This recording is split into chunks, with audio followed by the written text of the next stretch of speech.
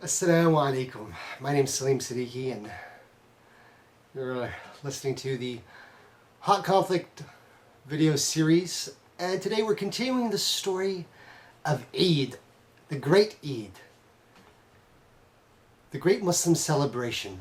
And we're telling the story of why this is important, and the pilgrims all over the world are gathered together at the house in Mecca to worship the one and only Lord. And we've talked about the story of the creation of Adam.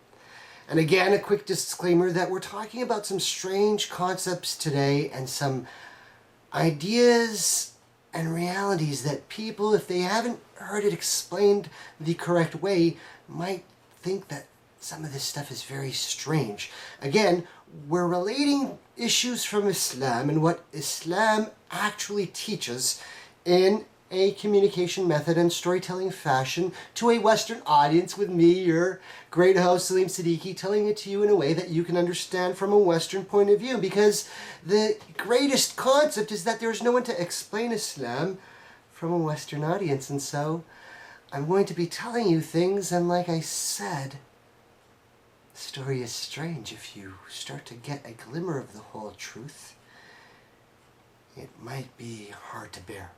And so we know from the very beginning of time there was other races of interdimensional beings that we refer to as the Jinn in Islam, or in the original Arabic, and they have what we would refer to as supernatural abilities, and they're in another dimension, and we can't see them here on the earth.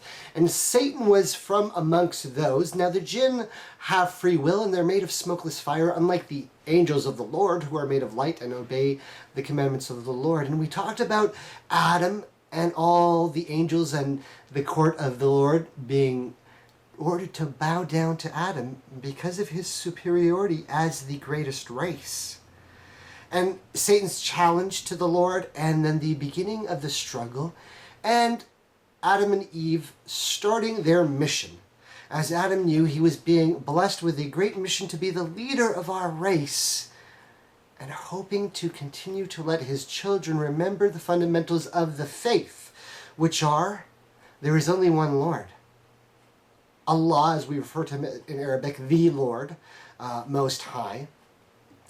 And Adam is being sent, and later will come more messengers and more books that Allah will help to guide the people and to remind them that there are angels and there are jinns. And there is a day of judgment when you will have to take account. You are made of a soul, and this life is just of the body. And after the day of judgment, there is an afterlife, and there is the reward of heaven for those who believed in the Lord, and there is the punishment of hell for those who disbelieved in the Lord. And Satan, the leader of the Jinn races, is, as the Lord promised us, a truly dastardly evil enemy. And we've learned some other lessons that Adam taught us. That the other races, if they're malevolent, they will lie to us, deceive us, and do whatever it takes to convince us to go away from believing the one truth, which is what? The articles of faith that I just told you, that there is only one Lord. And so Adam began this struggle here on earth. And here's where it gets foggy, and we're not sure what exactly happens. We don't know if man stayed on the earth or traveled to other planets or populated the universe, or whether there was interaction with the other races. We have some references from other cultures that we'll get into later in the story, but at this point we have Adam and Eve, and there begins the story of the human race. And so Adam has two children. And the goal of Adam is the goal of all fathers, who we've talked about are the leaders of the family unit. And that is to instill and pass on their DNA, their blood, their gene, the souls into the next generation, to remember the message of the true Lord. And Adam wants to teach his children the truth. And he tries to convince them and make them understand that they are at war, like he knows, with a malevolent alien race. But But Adam's children didn't see them. Adam's children couldn't see them. And so Satan decides, what are we going to do? What do we do to try and destroy Adam? Well, you have to start from the very beginning. We are at war with the other races. And if we are at war with the other races, what do we need to do to the human race? Well, we need to figure out a way to divide them and keep them divided. How is the best way to do that? Frack up their relationships. Clear narration from Islam, from the Quran, and from the Sunnah. The most important thing that the malevolents do is to mess up your relationships, the destruction of the family unit. And so from the very beginning, Cain was to marry a certain sister, and Abel was to marry another sister. And in a strange form, morphed as another being, Satan came to Cain and convinced him that that was not the relationship that he wanted. And he wanted to marry the sister that Abel was going to marry.